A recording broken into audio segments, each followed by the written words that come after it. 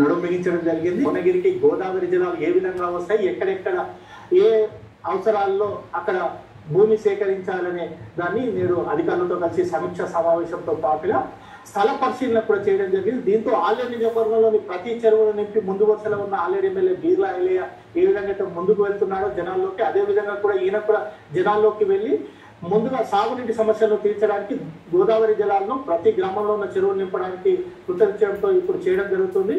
యాదాద్రి భువనగిరి జిల్లా తుర్కపల్లి మండలం పల్లెపాడు గ్రామ సమీపంలోని 300 మీటర్ల సంబంధించిన కెనాల్ సంబంధించిన పనులు పెండింగ్ లో ఉన్నాయి. రైతు అప్పుడు కోర్టుకు కారణంగా ఈ పెండింగ్ లో ఉన్నట్టు తెలుస్తుంది. ఇప్పుడు రైతుతో మాట్లాడి ఆ పెండింగ్ సమస్యను పరిష్కరించే విధంగా ఎమ్మెల్యే కుమ్మం అనిల్ కుమార్ రెడ్డి కృషి చేస్తున్నాడు. ఇటు ఇరిగేషన్ అధికారులతో పాటు రెవెన్యూ అధికారులతో కూడా తీసుకొని వచ్చేసి సమస్య ఎక్కడి నుండి ఎక్కడి వరకు పరిష్కరిస్తే ఎన్ని గ్రామాలకు నీళ్లు అందించవచ్చు అనే పరిష్కారం కోసం వెతకడం జరుగుతుంది. అందులో భాగంగా నేడు వడపర్తి గ్రామము, తర్వాత ఆలేరు నియోజకవర్గంలోని పల్లెపాడు గ్రామం సమీపంలోని ఈ ఏదైతే కెనాల్ సంబంధించిన పనులున్నాయో వాటిని పరిశీలించారు. అనంతరం ఇక్కడ నుండి బసవపూర్ రిజర్వాయర్ నుండి భువనగిరి మండలంలోని రాయగిరి పెద్ద చెరువులోకి నీళ్లు వదిలే కార్యక్రమంలో భూమి పూజ కార్యక్రమం కూడా నిర్వహించడం జరుగుతుంది.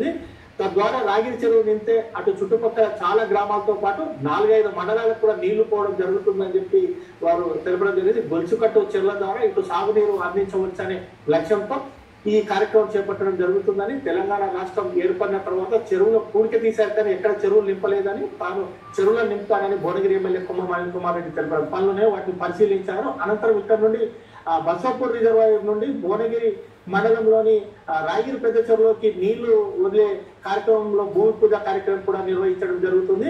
తద్వారా రాగిరి చెరువు నింతే అటు చుట్టుపక్కల చాలా గ్రామాలతో పాటు 4-5 మండలాలకు కూడా నీళ్లు పోవడం జరుగుతుందని చెప్పి వారు తెలపడం జరిగింది. గొలుసుకట్టు చెరువుల ద్వారా ఇటు సాగునీరు అందించవచ్చనే లక్ష్యంతో ఈ కార్యక్రమం చేపట్టడం జరుగుతుందని, తెలంగాణ రాష్ట్రం ఏర్పడిన తర్వాత చెరువుల పూడిక తీశారు ఎక్కడ చెరువులు నింపలేదని, తాను చెరువులను నింపుతానని భువనగిరి ఎమ్మెల్యే కుమ్మం అనిల్ కుమార్ రెడ్డి తెలపడం జరిగింది. సంబంధించి భువనగిరి మండలం వడపర్తి గ్రామానికి ఆ చెరువులకు నీళ్ళు రావాలంటే ప్రతి సంవత్సరం కూడా ఇబ్బంది అవుతుంది. ఎండాకాలం పూట అంటే పంటలు వేసినప్పుడు పైకి వెళ్ళి నీళ్ళు రావు, కాలువ లేదు. గజ్వేల్కి వెళ్ళి మన ఇక్కడికి వెళ్ళేది కొండపోచమ్మ నుంచి నీళ్ళు రావాలంటే మల్కూప్ మండలికి వెళ్ళి ఈ కాలువ ఉంది, తుర్కపల్లి మీదుగా ఈ దాకా కాలువ ఉంది. ఇప్పుడు వచ్చి చూస్తే మాకు అర్థమైంది.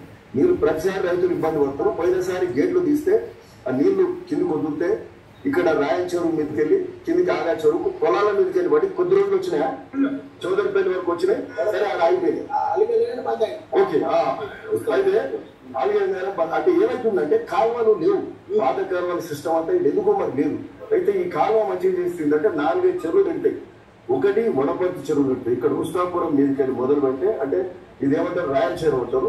మళ్ళా మధ్యన ఏముంటది సౌటకుంట మీదకి వెళ్ళి ఇక్కడ ఆగా చెరువు అంటే వడపర్తి చెరువు వస్తే వడపర్తి అట్లా హన్మాపురం నీళ్లు, హన్మాపురం కూడా పొలాలందరికీ కూడా ఆడ కూడా కుంటుంటది. మదిన చెరువు ఇవన్నీ చెరువులు నిండితే ఏంటంటే ఆ 2 పెద్ద ఊర్లకు సంబంధించి రైతులకు మేలు జరుగుతుంది.